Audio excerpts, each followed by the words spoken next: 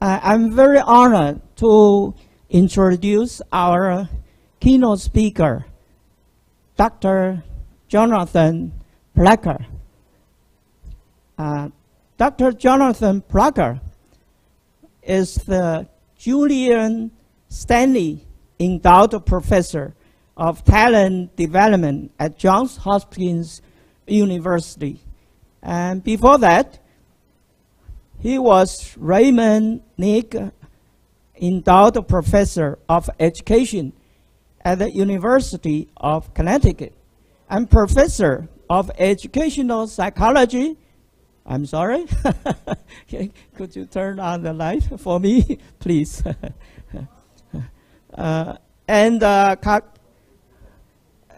Sorry. So he was Raymond Nick Endowed Professor of Education at the University of Connecticut and Professor of Educational Psychology and Cognitive Science at Indiana University, where he was the founding director of the Center for Evaluation and Education Policy. Jonathan graduated with bachelor degrees in chemistry education and master degrees in educational psychology from the University of Connecticut. Tell you a secret. At that time, I'm also a graduate student at UConn. So we are very proud to have such a prominent scholar as our classmates. Congratulations to John. So we are very proud of you and very happy to have you here. So after UConn's education, he then briefly teaching at an elementary school in New York, and then got his PhD in educational psychology from the University of Virginia. Dr. Plucker's research focuses on education policy and talent development. He has more than 300 publications and more than 40 million US dollars in external funding to support his work. He has published many books, and among them, 2 of them recently have received the National Association for Gifted Children Book Award.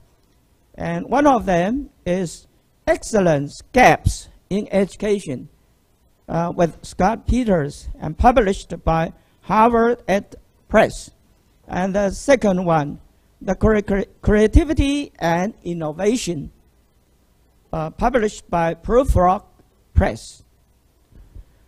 Dr. Plucker is very creative and productive during his professional career. So he has received many awards. Among them, for example, the Rudolph R. Heim Award for Outstanding Achievement in the Psychology of Creativity from American Psychological Association, and E. Paul Torrance Award for Creativity Research from NAGC, and Distinguished Scholar Award from the NAGC. And he is past president of the Society for the Psychology of Aesthetics, Creativity, and the Arts, and immediate past president of the National Association for Gifted Children. So we are very glad to have Dr. Jonathan Plucker to give us the keynote speech. His topic is Excellent Gaps. 12 years later, what we know about causes and solutions. So let's welcome Dr. Plucker. Good morning. It's good to see one of my former classmates.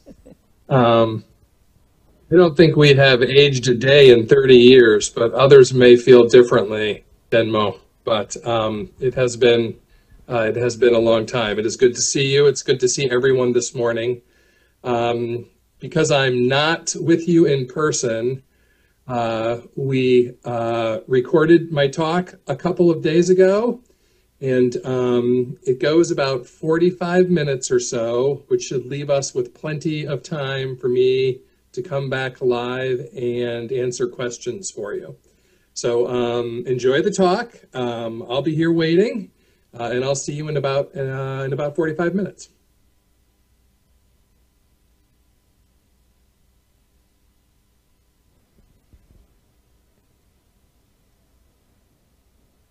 Okay, see you later, Professor.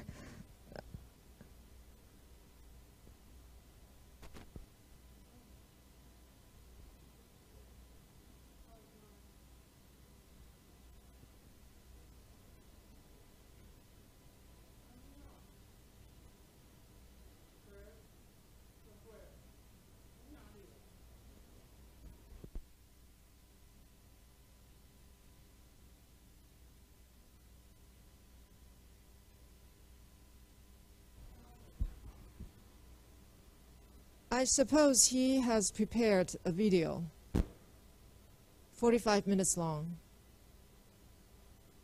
This is what Professor just said.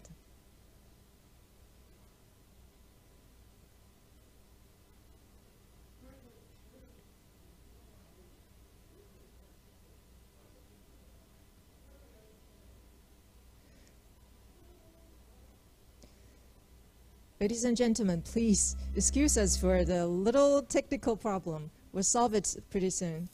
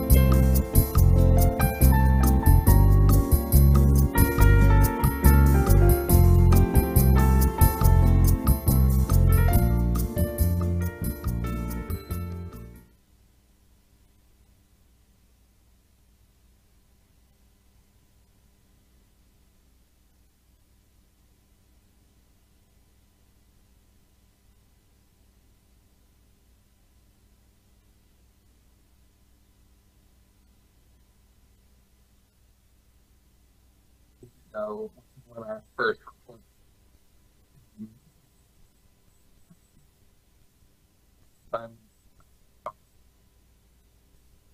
with no further ado,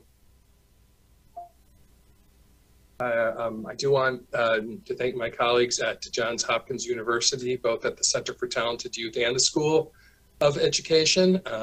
Because of their support, I've been able to do this work, and they are very, very generous in giving me time to make presentations such as this one with you here today. So a big thank you to my colleagues. The very last slide has all of my contact information. If you would like a copy of my slides, of any studies that I mentioned, please just email me, tweet at me, send me a DM, and I'll get all that information to you. Certainly, all of this work would not have been possible without so many colleagues and organizations. The list should probably be much longer, but I do want to thank all of these colleagues, many of whom still continue to work with me on studying and trying to eliminate excellence gaps to this day. So the 21st century, boy, if you look around, have we got problems, right? We have political problems, economic problems, health problems, obviously, all sorts of problems that we're trying to solve. These problems are bigger and more complex than ever before, and we need to solve them. So we desperately need talent. Every country desperately needs talent. Human capital has become one of the most important national resources.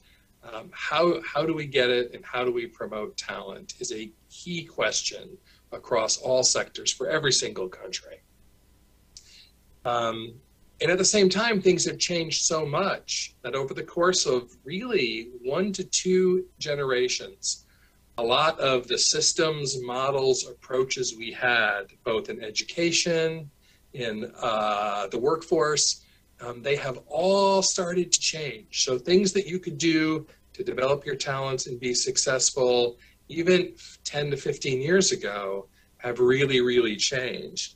Part of that is just technology, right? Like we all have these devices on us, right? And it's important to keep in mind that the first smartphones were only about the end of 2007, 2008. So it has not been that long, and look at how the devices have changed things. So as the world changes, the way we think about talent and the way that we find and develop talent has to evolve as the workforce and the world change. And certainly a very big piece of that is rethinking who is talented and how we help those people fine-tune, polish, develop those talents. Our rough estimate is that in my country alone, we probably are losing at least 1 million K-12 students who are not performing at advanced levels, but certainly have the capability to do so. 1 million students in this one country alone. Across the globe, it's probably tens of millions, if not hundreds of millions of students who aren't getting the right opportunities to close these excellence gaps and really take advantage of all the talent that they have. And part of this is that in the early years of this century, a lot of policymakers, teachers, educators around the world were really focusing on closing achievement gaps in general. That was certainly a big push in the States. It has been a big push in lots of countries. But when they talked about achievement gaps, they were usually talking about minimum competency gaps. So they weren't as concerned about gaps on the top end.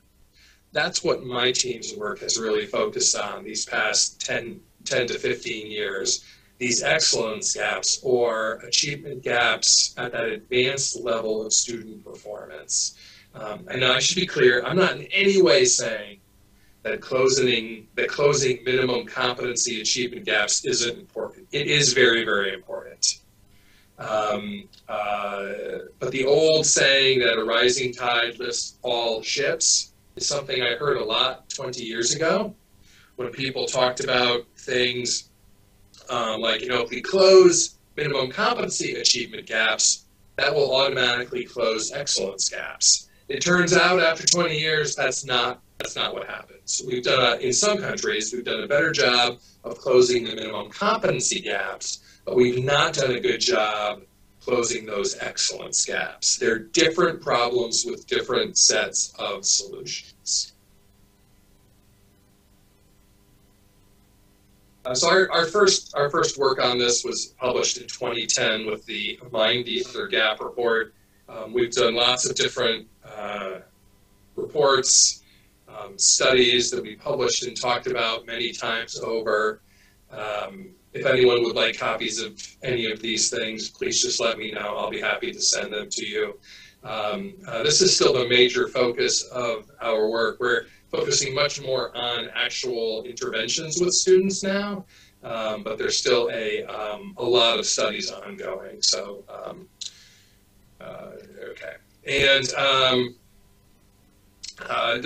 our most recent report was Talent on Sidelines. And this is just a sample to show you what this looks like. So this is the percent of advanced students on the big American national test, percentage of fourth grade students who score advanced. Students who are higher income, this is the top line percentage. Students who are lower income, they have increased only a little bit over this time span. And if I added the most recent data, which is 2019, it's pretty much flat across. So these are very big excellence gaps, essentially more than 10% more upper income students than lower income students scoring advanced, a very large gap. In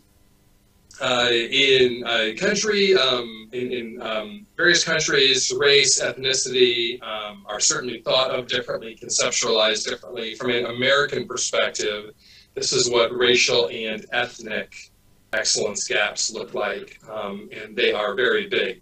And one interesting story that people haven't talked about very much is that essentially a generation and a half ago, very few American students scored advanced in math in fourth grade in any group.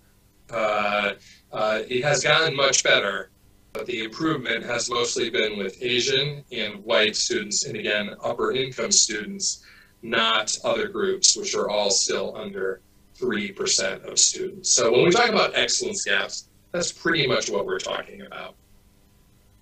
Anyone who is listening to this has certainly heard people say, oh, gifted students can take care of themselves. And my response to that is, well, they're not. Like, the data tell us that these students aren't taking care of themselves. It also ignores the fact that many upper income students are getting lots of extra support to develop their talents. They aren't doing it on their own, obviously. But then, at least in my country, about half the students now are considered low-income students.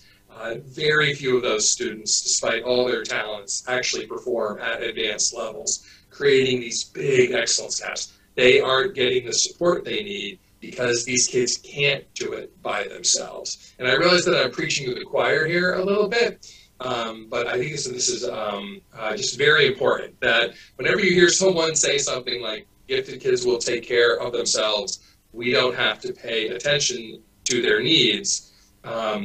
Just look at your own data, and you're going to see these big excellence gaps telling us that no, these students need support badly in many cases.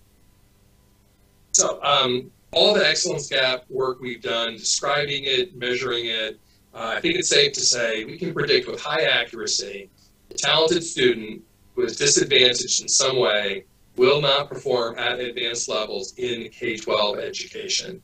A few of those students do, but there are not very many of them. Far more, with just a little support, would be able to perform at those sort of excellent academic levels. Without the support, they aren't going to do it. Every single country has a persistent talent underclass. I used to say permanent talent underclass, and then someone said that was too negative and pessimistic.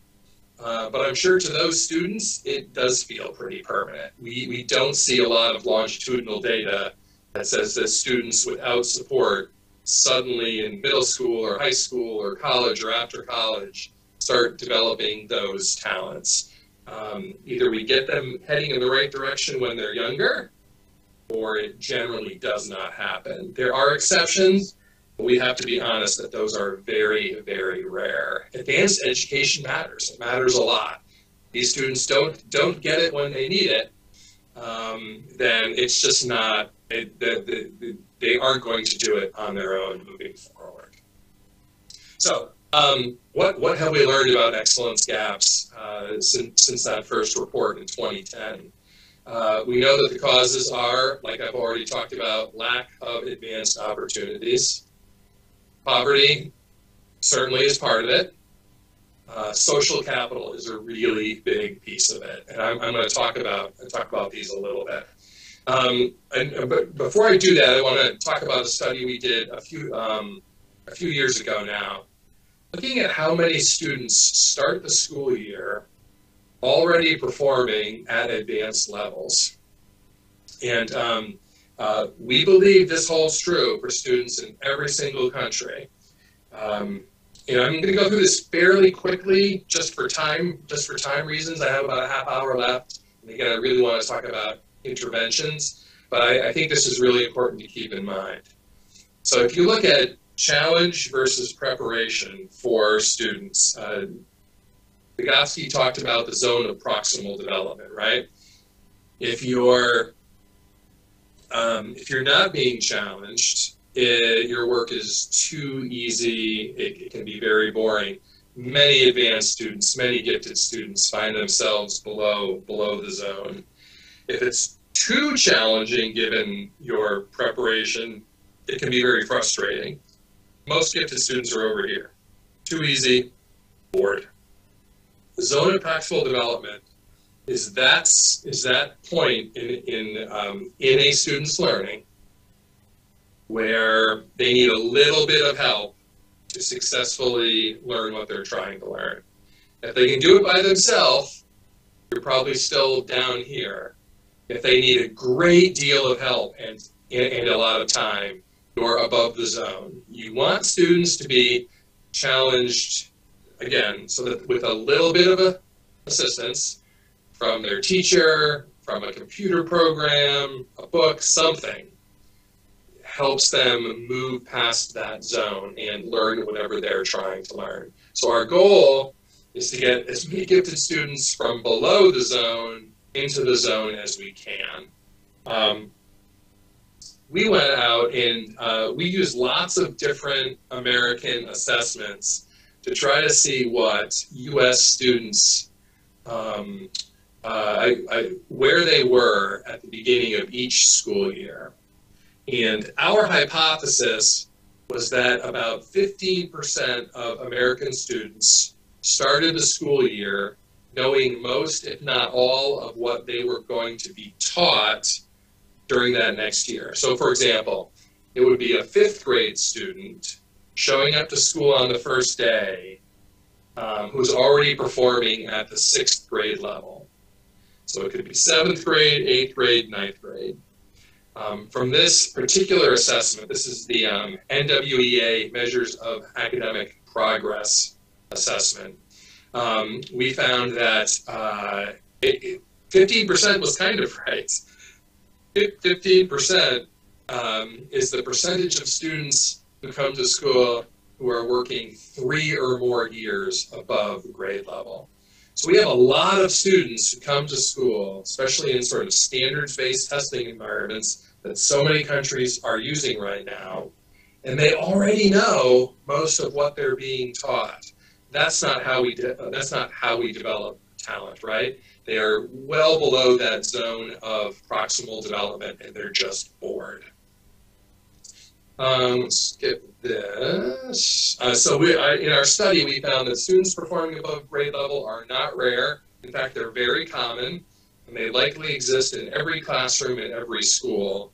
I don't want to get into the weeds of the various statistics here, but what they basically imply is that every single American classroom probably has at least one student who's working well above grade level. And they're just not being supported. And so that causes all sorts of problems for us. So challenging students becomes very important. So, okay, causes. Now I'm going to talk about interventions for the rest of my time here.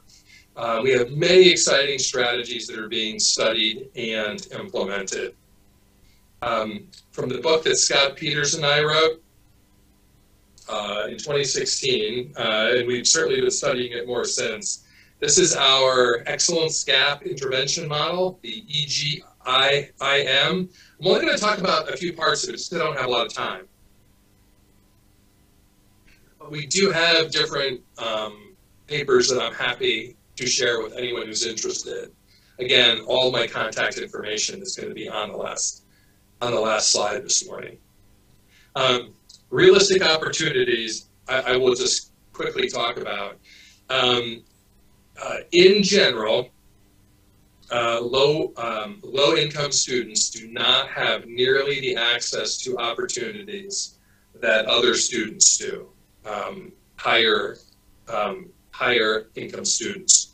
And so it's very important to make sure that we put those opportunities with easy access to students. It also means that we lower barriers to entry. So not have registration fees, not putting it too far away from where the children live in case the family doesn't have good transportation, public or private, to get the child there. So keeping services as close to each student as possible is very, very important. And then, especially if the talented child comes from a family that has no experience with gifted education, they may not understand why gifted education, advanced education, is a positive thing. They may be confused by that. We all understand that it can really help students' lives, right? But if you've never experienced it before, you may not understand that, and you may be suspicious of this if you've never heard of it before.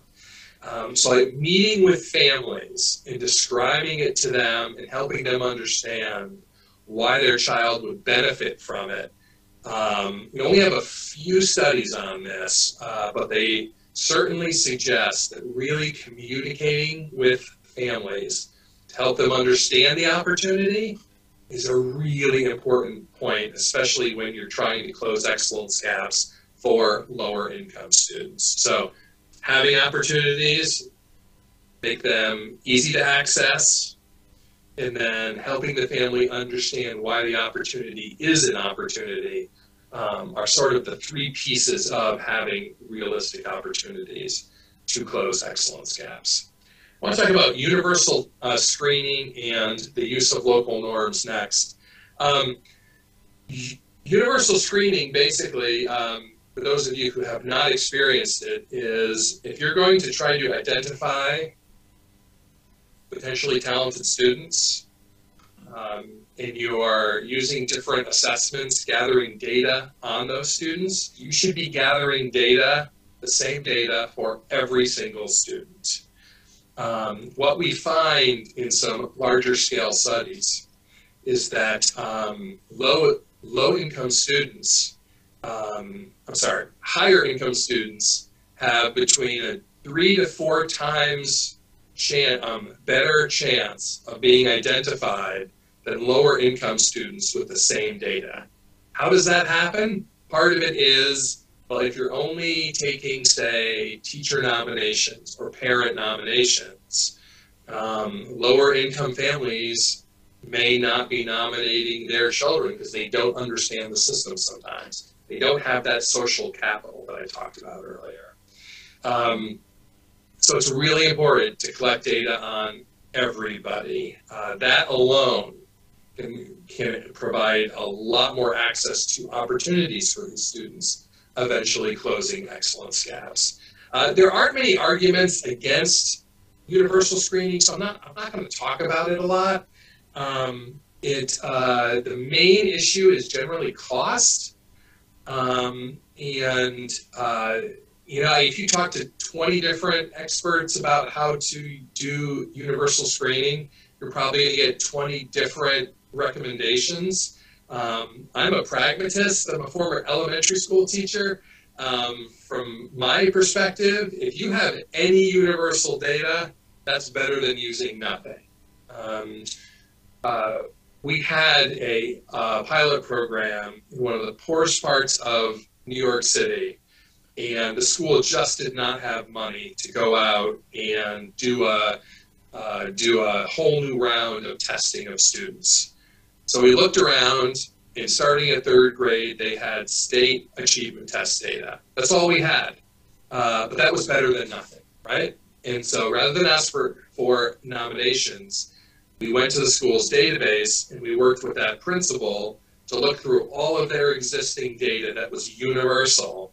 And we found lots of potentially talented students, some of whom were already performing at very high levels that people just weren't noticing.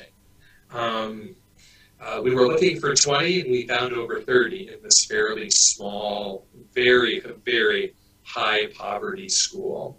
So just use whatever data you have, if nothing else, just to get started with universal screening.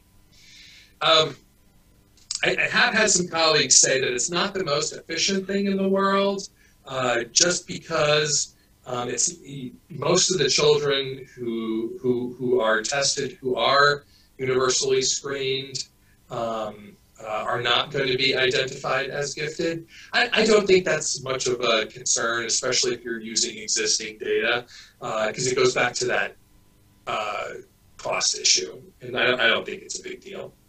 Now, there are lots of arguments against using local norms. So for local norms, the local norm approach is that instead of looking for students who score, say, at the 98th percentile nationally or internationally, or in your state or region, etc., you look for the students with the most potential within each school building. So instead of saying, hey, I want every student who scores at the 98th percentile, you miss a lot of lower income students that way. If you say, we can help support the needs of the top 5 to 10% within each school, that's using local norms. It's a very different mindset, and we are seeing schools around the world start to try to experiment with local norms with fairly impressive success thus far. It definitely provides a lot more opportunity for low-income students. It doesn't close excellence gaps, but it can help in many, many communities. So the question isn't who's already performing at very advanced levels nationally compared to national or even international standards. It's who within this school, this school building, this one school, would benefit from more challenging instruction, more challenging curriculum, gifted education services defined broadly. That's a very different mindset, but we know it really helps when closing excellence gaps. The two main arguments that I hear are portability, which is essentially people saying, well, then if they're identified as gifted in one school, they may move to another school where they actually wouldn't qualify because they're not in the top, say, 10% anymore. That could very well be the case. We do know that around the world, though, students growing up in poverty tend to move a lot. but they tend to move into other high poverty areas. So it's not like they're moving into very upper income communities and cities, and neighborhoods. So this probably isn't a very big concern in most parts of most countries. And my argument is, even if it is, you're probably talking 1 or 2 students every single year. Most educators can be very flexible and handle meeting that student's needs, even if they're not in the top 10% anymore. The other major concern I've heard arguing against local norms is when people say that if we do that, we're actually lowering standards. And I've heard this most from college professors who say, you know, if you use local norms to identify talented students, if they're not sufficiently challenged, then when the time they get to college, they will not be able to handle the challenge level a few years later. We don't have a lot of studies on this. We have just a handful. But they suggest that the exact opposite happens, that students identified with local norms who would not normally be identified with national or international norms, if they're provided a challenging sort of zone of proximal development, curriculum, instruction, etc., they tend to perform at least as well as the national and international norm students do. So these students catch up very quickly. I know of 2 studies thus far. It looks like it's 2 to 3 years the students catch up, which is very fast. And so the whole lowered standards argument doesn't seem to really apply. And so I've already talked about all of this. So we've done another study on this that I'm happy to send you. And so this is the percentage of African American, Black students, Asian American students, white students, Hispanic students, and other mixed race, mixed ethnicity students. This is the percentage using a 5% cutoff from national norms, school district norms, state norms, and then solid blue is building norms. The one that we're most interested in is using national and building norms. So in this situation, what you say is any student who's in the top 5% nationally, or nationally, is identified. Plus, we're going to go school by school and use local norms and take the top 5%. And as you can see, the largest percentage of each group is with that mixed national and local norm group. So it tends to provide the most opportunity to the most students. I realize I've been getting into the weeds on this a little bit, but we are starting to really believe, my colleagues and I, that using a better mix of national and local / building level norms is one of the most important foundational things we can do to help close these excellence gaps. It will not close it by themselves, because once you've identified the students, you still need to provide them with very high quality services, right? But it at least gets you started. And it at least gets those students access to those services, which we know in most countries they are not receiving right now. So again, using a combination of local and national norms does seem to provide the most opportunity to students. You know, we also did it at different cutoff levels. This one is 15%. The results tend to be the same no matter what we do. Now, growing the pie, this is very important. I have seen schools around the world start to use local norms, and there's a lot of parent political pressure not to do so, because what the school ends up doing is providing services to new students and taking services away from others. There is no way you're going to be able to close excellence gaps if you don't expand services. So the key here is that you shouldn't be taking the same amount of pie and dividing it up differently for different students. You should be serving more pie, grow more pie. If you normally have enough gifted education services for 3% of your students, you should do whatever you can to get that to 10%. Trust me, you have at least 10% of your students who are very talented, who need these opportunities. You've got to grow the pie, not divide the pie up differently. That's a pretty standard pie thing. I like this one better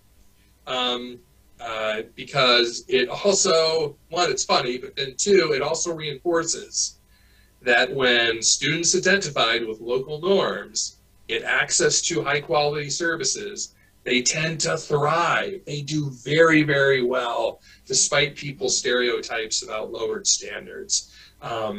These students are hungry for challenging instruction, rigorous instruction.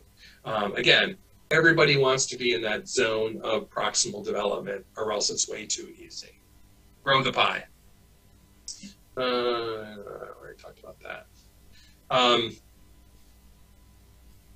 Okay. We actually use local norms all the time in most countries.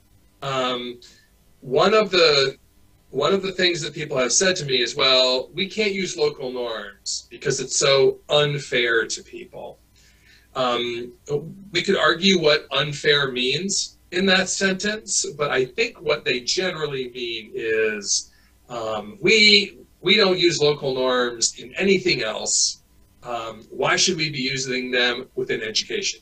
It's the exact opposite, actually.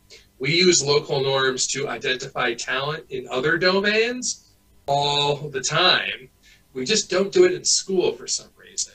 We especially do it within sports and sports athletics. We form local teams, local club teams. Some of you live in countries where you have school-based teams. The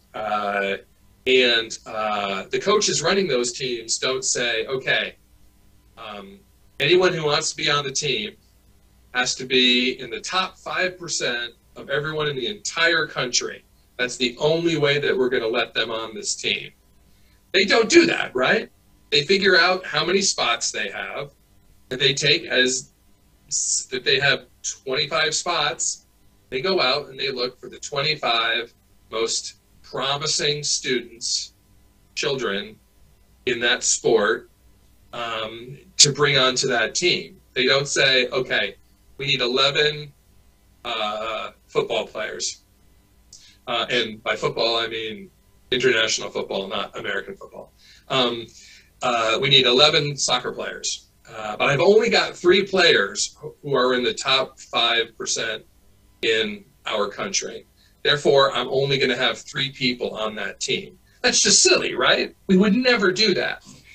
We do it in the same with music, visual performing arts, all the time. We figure out how many students we can provide services to, and then we look for those students locally. That's using local norms. We do that every single day in most, if not all, countries. It's not until students get a little bit older where we start saying, okay, now we're just looking for the best 3%, and we're going to send them to the national team.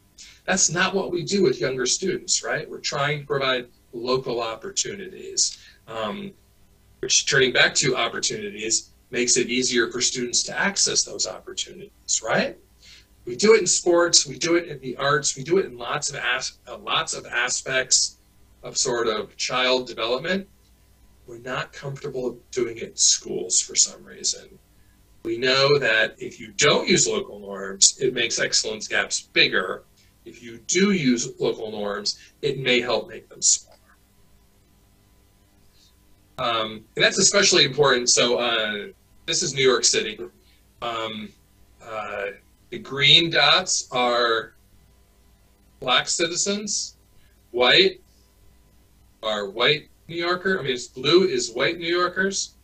Red is Asians. Orange, Hispanic. This is Manhattan. This is New Jersey in the upper left. This is Brooklyn. This is Queens, and this is the Bronx up here. New York City is very typical of most American cities and towns in that there's lots of residential segregation. In your countries, it's almost certainly the same.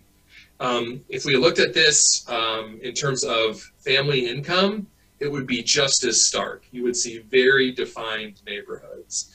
And this is a problem because lower income students tend to be clustered together in schools with lots of other lower income students. That's why local norms tends to work well. If your schools, for whatever reason, have a perfect distribution of upper and lower income students, local norms isn't going to make a difference. I've seen very few cities and very few countries where that actually happens, though. There is this clustering effect. The jargon for it is residential self-segregation by race, ethnicity, income, religion in many communities. Local norms helps us get around. I'm not going to talk about that. Okay. I wanted to talk. I'm going to talk for another 5 minutes or so, and then I'd like to answer your questions that you have. And I will switch back to being live for that. Ability grouping is very important. When Dr. Peters and I started this work, we did not think that we would find studies that said that ability grouping helped close excellence gaps. We were surprised, me more than Dr. Peters, that we actually did find several studies suggesting that well-done ability grouping did help close excellence gaps. And if I had to summarize, I've read so many studies about ability grouping, it's ridiculous. And there have been so many. They often seem to contradict each other. But my current understanding of all those hundreds, if not thousands of studies is that if you break students into quartiles, top 25%, the next 25%, the next 25%, the lowest 25% in terms of student performance level, ability grouping has the best impact on student learning in the highest 25%, in the lowest 25%. It doesn't make a huge difference for the 50% in the middle. So it's not that it hurts them, it just doesn't help them that much. And I think this makes a lot of sense. As I talked about with that study earlier, we have a lot of students coming to school every year who are many grade levels ahead of what you would predict based on their age, right? There are just as many, if not more, students behind grade level by that many grades, if not more. That is a tremendous spread of student readiness and student performance for any one teacher to handle. So let's say it's 9 grade levels of student performance in a 3rd or 4th grade class, 9 to 10-year-olds, say. That is very difficult for even our best teachers to be able to differentiate and keep all of those students in their zone of proximal development. Ability grouping narrows the range, and it allows teachers to really focus on 2 or 3 grade levels of student performance.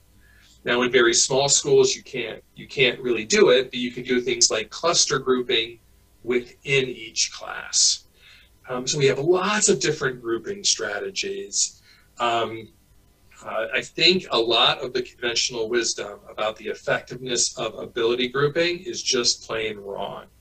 The problem is, if you put your least effective teachers with the least training only with the struggling students, that's where you run into problems, where you don't see these benefits that get shared by the top and the bottom 25%. So it does require to make sure that every teacher has the resources that they need, that they're trained on the best strategies to work with the students that they have in front of them. But if you do that, It does seem to raise the achievement of all students, and it does seem to close excellence gaps. Again, something that I found surprising initially. Ability grouping. This is something that I've been arguing with people about just in the past 48 hours. What does the research say about peer effects? So the conventional wisdom, and at Center for Talented Youth, we talk about this all the time, that one of the benefits of advanced programming is that really bright students get to work with other really bright students. And just being around has lots of learning benefits and lots of social and emotional benefits, especially if you're not normally around students like that, right? To be around peers who think like you do, who have similar interests, is very powerful. The research is very mixed on this point, though. We have a handful of studies that say that gifted students being around other gifted students is incredibly, incredibly important. Again, for learning reasons and for social emotional meaning. For social emotional reasons. At the same time, we also have a handful of studies who say it doesn't hurt anybody, but the benefit for student learning is very, very small. It probably doesn't matter a lot. So I personally think we need a lot more research on this point. I will be very surprised if peer effects don't exist and if they're not important. But I think we need to be honest that the research right now is very, very mixed on this point. It probably has to do, in fact, it does have to do with the fact that this is a very complicated question. And there aren't many opportunities where you can take students, put them with their peers and see what happens, or not have them with their intellectual peers and see what happens. So these tend to be very complicated, very complex, very difficult, expensive studies to do, which is why we have so very few of them. But they are very, very mixed, and I think we have to be honest about that. So peer effects probably help, but we can't say that with certainty right now either. The next bubble here in the Excellence Gap Intervention Model, the EGIM, is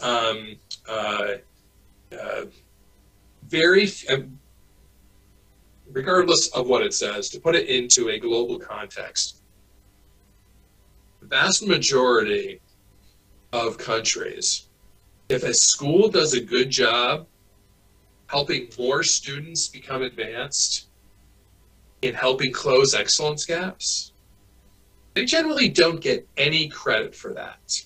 They generally don't get any credit for that. And we know that they get credit in most countries for closing minimum competency excellence gaps and getting more students up to that minimum standard, that average standard, if you will.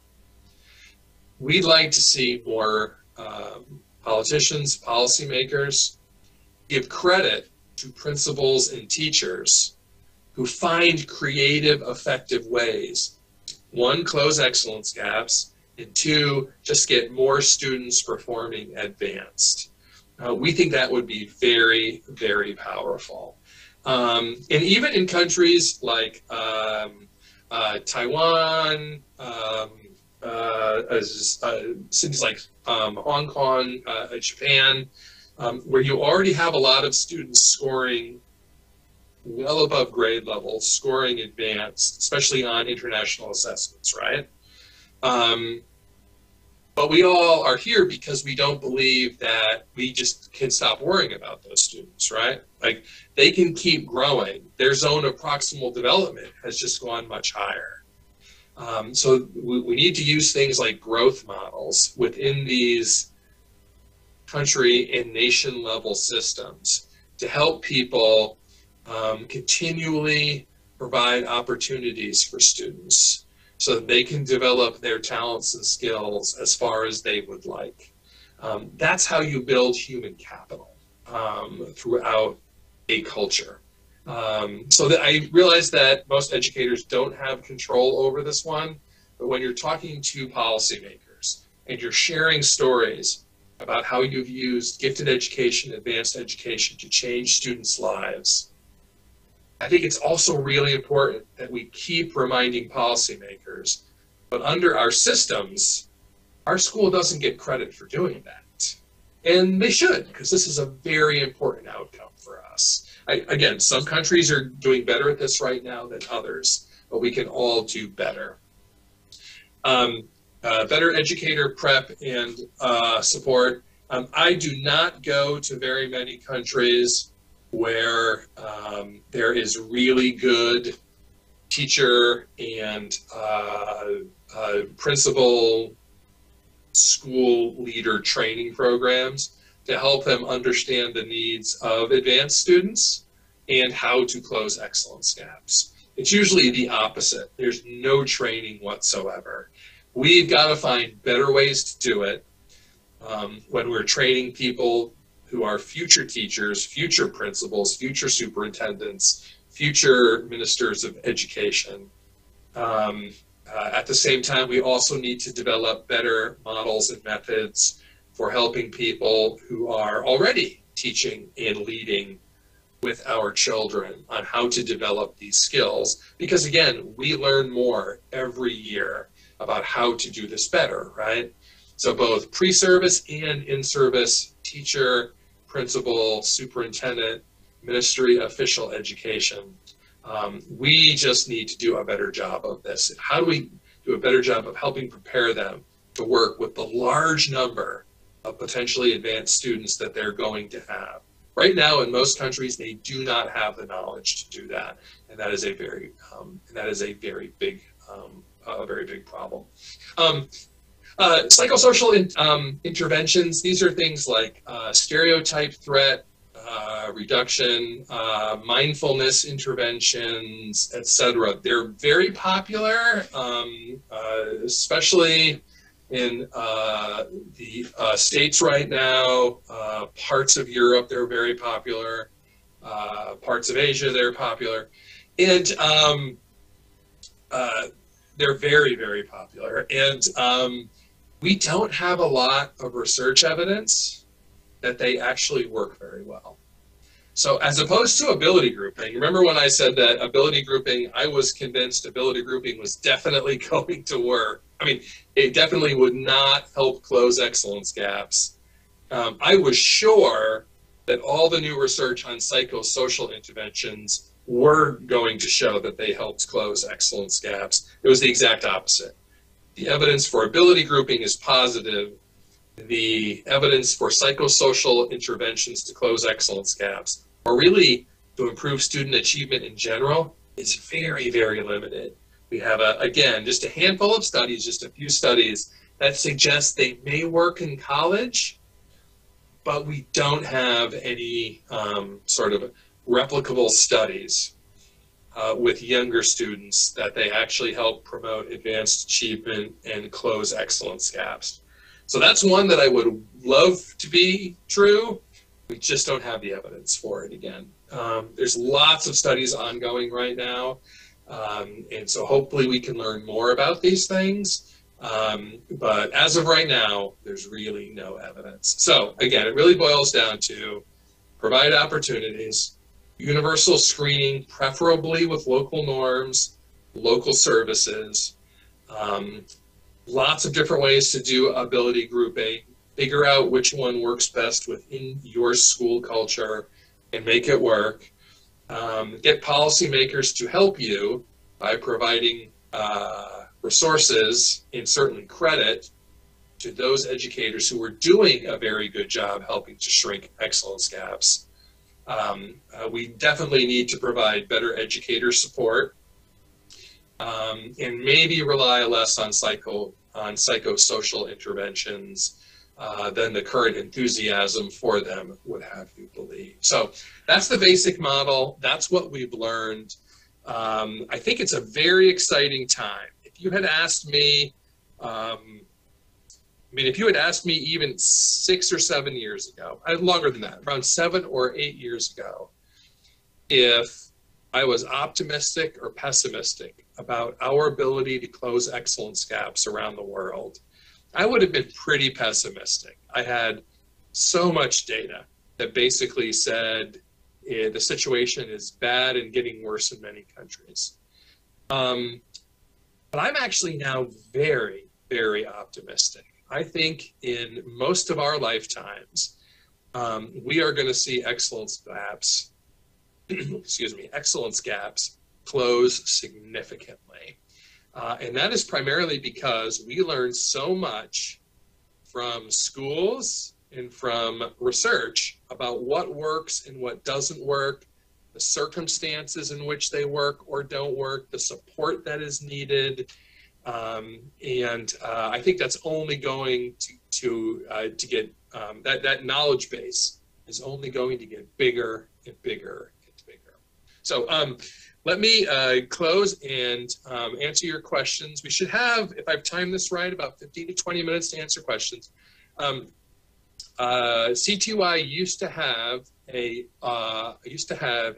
podcast that I hosted called Bright Now. We don't do it anymore. Not my decision. But it was very popular, and it was mostly me speaking with experts based on questions that parents and educators of gifted and advanced students asked us. So it was very audience driven. Anywhere that you can find podcasts, if you just if you search for Bright Now, you should be able to find it. There's like 20 to 25 episodes. There's a lot about helping bright students search for college. We have a few episodes on social and emotional issues, motivation, underachievement, and things like that. So please seek that out. It's free, and I think it may be helpful for many people. I also want to say I used to write a column for the Educator magazine, Equity and Access PK-12. It's a free online magazine where we talk in more depth about how we close excellence gaps, how we promote advanced achievement. And in most of those columns, we give very specific examples of how schools started to solve these problems. So if you just go to ace.ed.org, you'll be able to find all of those articles. And again, it's free, so it's very easy to share. And with that, I will leave this information up here for 1 minute. And then I will stop this and we'll go back live, and I'm happy to answer your questions, hopefully for another 15 or 20 minutes or so. Thank you very much for your time, and I look forward to your questions.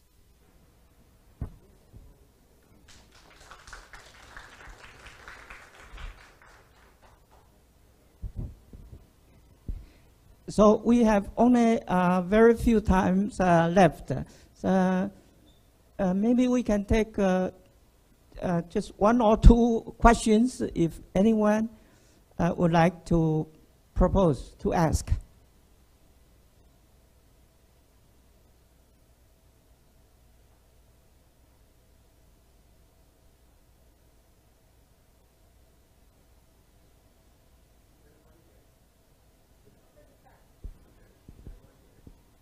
Oh, okay.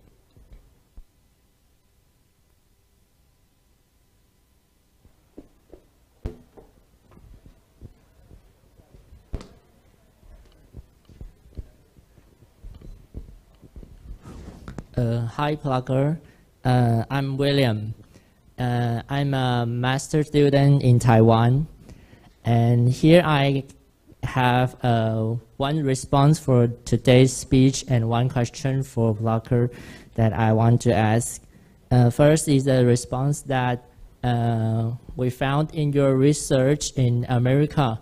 The Asian people will have advanced levels in most time, but in situation in Taiwan, we found that maybe we ignore the Southeast Asia people, especially in Taiwan's situation, that because they move in the other country or married to Taiwan. In my research observation, we found that maybe it related their school performance related maybe because of their family income, but not the racial problem. And it's my response to this speech today. And here's my question is that, what's the important thing that we can do first?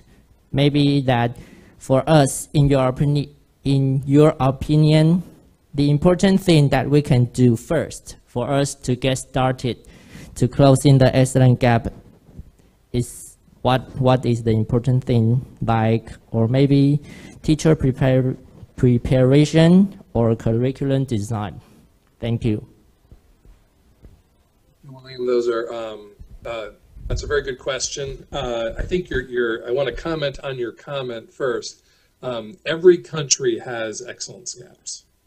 The groups may be different, but every country that we have studied, going through TIMSS data, PISA data, any data that we can find, there are excellence gaps everywhere. No one has zero excellence gaps.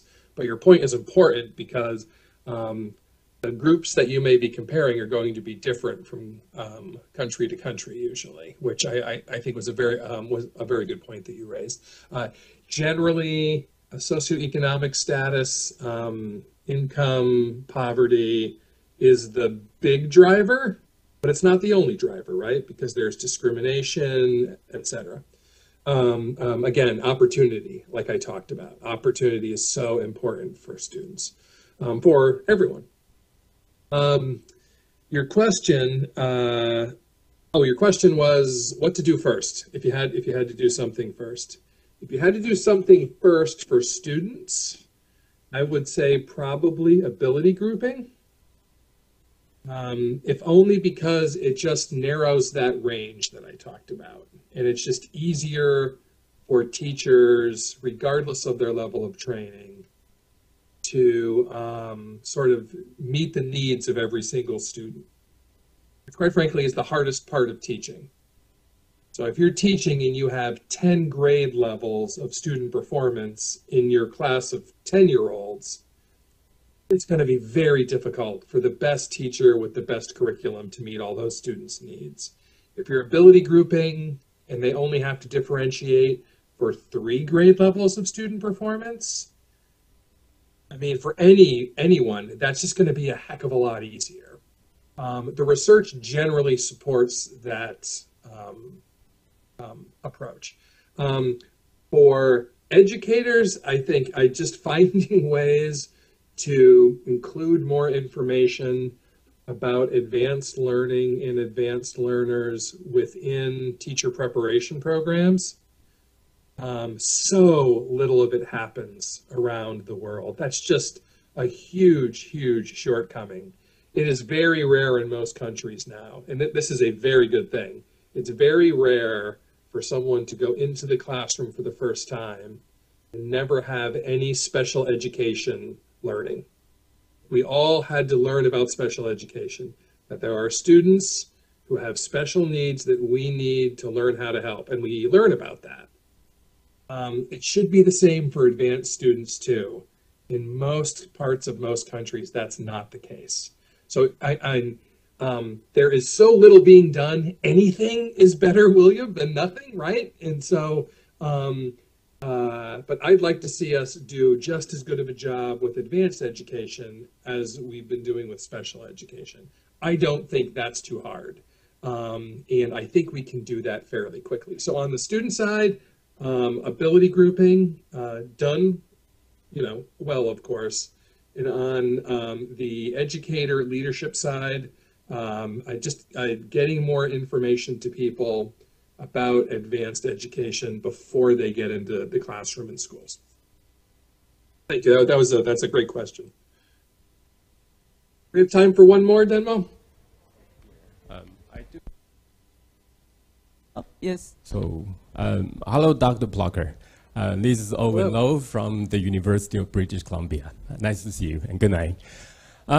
So I do have two questions regarding the ability grouping. You know, I love the idea, but then I can also foresee a lot of challenges in implementing the strategy. You know, first of all, when you say ability grouping well done, so what do you mean by that, and how do we do that? You know, what are some examples? And the second question that I have for ability grouping is, under the current inclusion movements, I can imagine that we will probably encounter a lot of anti-arguments from people who are hardcore inclusionists. So what tips you might have for us when we have to counter back to those arguments? Because normally, gifted educators are not the loudest within the general education system. Right, thank you. Thank you, Alan. Very good questions. I have to answer these quickly, so I am happy to talk to you later to go into more depth if you would like. But ability grouping done well for me is that every teacher has specific training in working with the group of, working with the ability levels of the students that they have in front of them. Problem that we run into is when we take the best teachers and put them with the most advanced students, and we put our least experienced teachers, sometimes teachers who quite frankly are not very effective, with students who have the greatest learning needs. That's not the way to do it, right? And every child deserves a very effective teacher. So making sure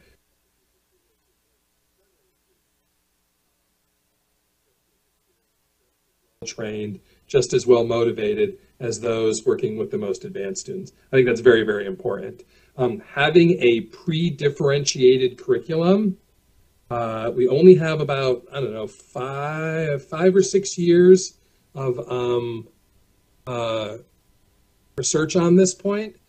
And, but it suggests that having curricula available to teachers and students that's already differentiated is much easier for teachers and students to use. So without that, ability grouping, or just differentiation in general, is going to be very, very difficult.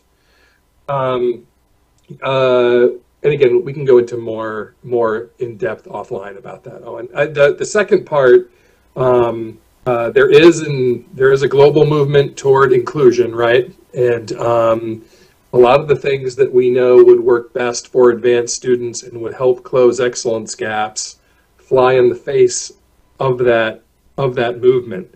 It's difficult. I find myself arguing with people all the time about this. It is very, very complicated. One of the things that I've started doing is saying, okay, we can do it your way. We'll do the full inclusion model. But when we do that, we have to agree that the data are going to be shared so we can see how it impacts students. Research tells me full inclusion model most of the time is not going to benefit advanced learners. I think that the research also says it doesn't benefit struggling learners all that well either. But that's not what a lot of, basically what you said, full inclusionists, radical inclusionists believe. The difference is they have a philosophy, we have research. And the research tells us that the full inclusion model all the time for all students is not good for most students.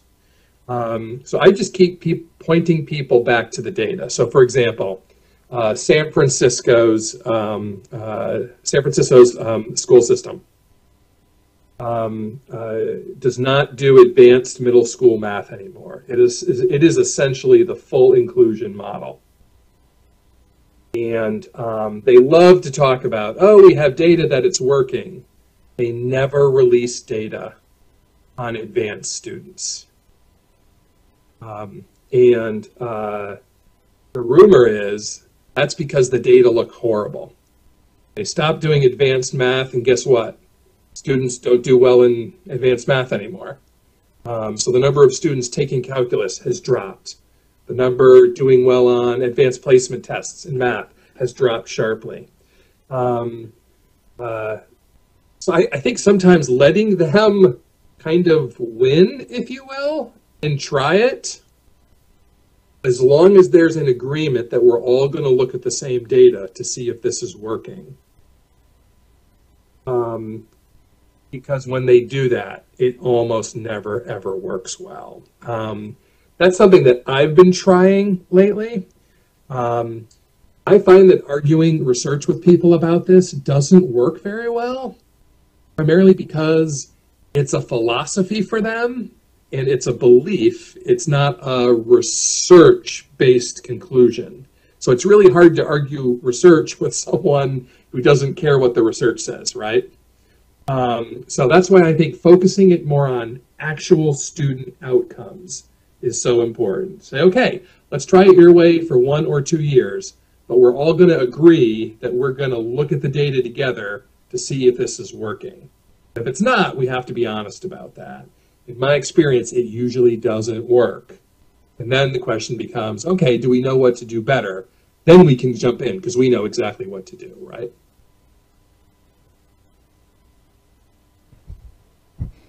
Okay, because of the time, we have some time delay because of the connection problem. So I hope we are sorry if some attendees cannot get the answer right now to get a response from Dr. Plucker. But this is a very inspiring speech from today's presentation. Dr. Jonathan, on the based on his research, on the basis of the facts and information of the causes of excellence gaps, and he certainly convinced us that this is a very important issue everywhere, not only in the United States. So he also provides a model and provides the strategies that can shrink excellent gaps. So this is very helpful and inspiring. I think from his speech, it really leaves us a lot of thought or action we can take in every country, because this is an issue that exists in every country. The gifted student didn't perform well on their level, exist in everywhere, but we need to do something to help them. So Dr. Plucker speech really inspiring us, left us a lot of action that we can take, no matter you are a researcher or educator or administrator. So really helpful. This is a very wonderful, inspiring, and successful speech. Thank you very much. So we will end this speech right now. Thank you.